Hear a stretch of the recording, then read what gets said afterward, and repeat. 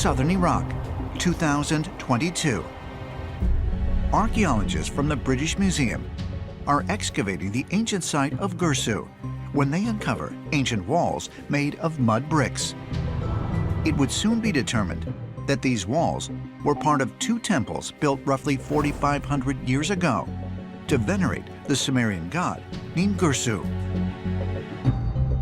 They announced the discovery of the Lord Palace of the Kings and the White Thunderbird Temple. Now, these are mythical sites that have been looked for generations. These were only recorded in tablets and text previously. And the whole Thunderbird mythos is related to Ningirsu. Ningirsu was a thunderbird. That was like the avatar of this kind of great god. The reason why this temple was constructed is that a king of the local city-state had had a series of dreams about the god Ningirsu. The story of the Thunderbird god Ningirsu comes from the account of King Gudea, the same king whose statues were found at this very site in 1877. Discovered alongside those statues were the largest cuneiform cylinders yet discovered, inscribed by King Gudea himself. Gudea wrote that the giant-winged god Ningirsu instructed him to build these two temples to honor him.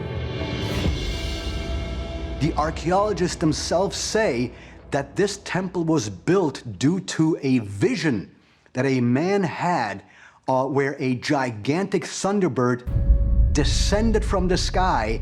And personally, I think that this has to do with extraterrestrials, because if you know nothing about high technology and somebody descends from the sky in a vehicle, well, of course you're going to signify a person with wings because they came from the sky. Could it be that King Gudea's account of a giant winged deity was in fact an encounter with some type of aerial vehicle carrying an extraterrestrial visitor?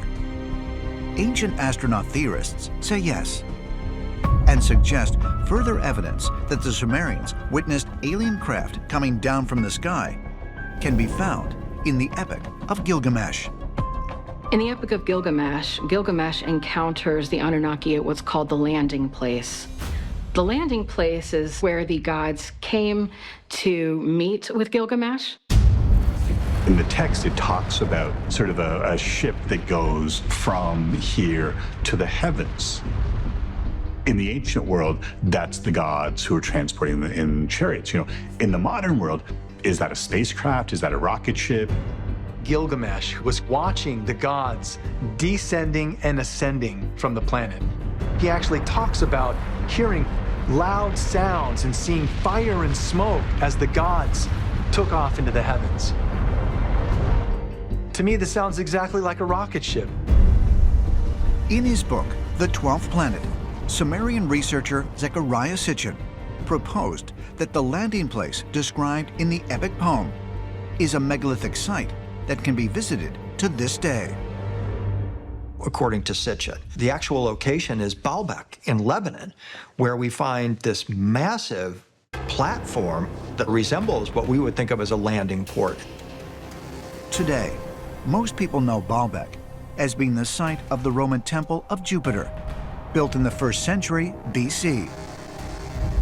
But beneath the temple is a massive stone platform that is believed to have been built thousands of years earlier.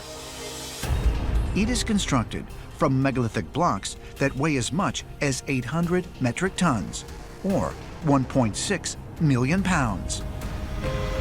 That platform is incredible because it features some of the largest stones ever carved and created by humans long ago.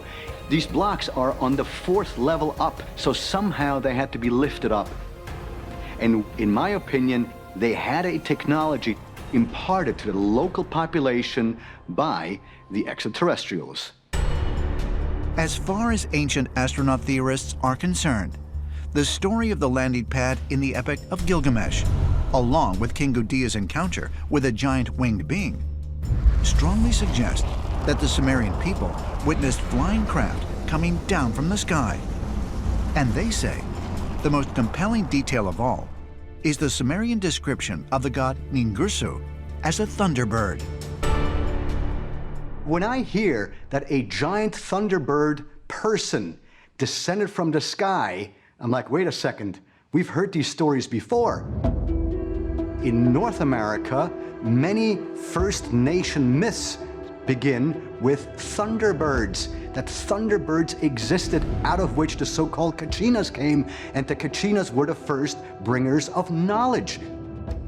You have other stories like that also in ancient India.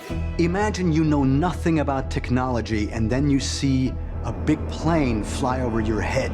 Well, first of all, it looks like a bird. And second of all, it makes a lot of noise, thundering noise.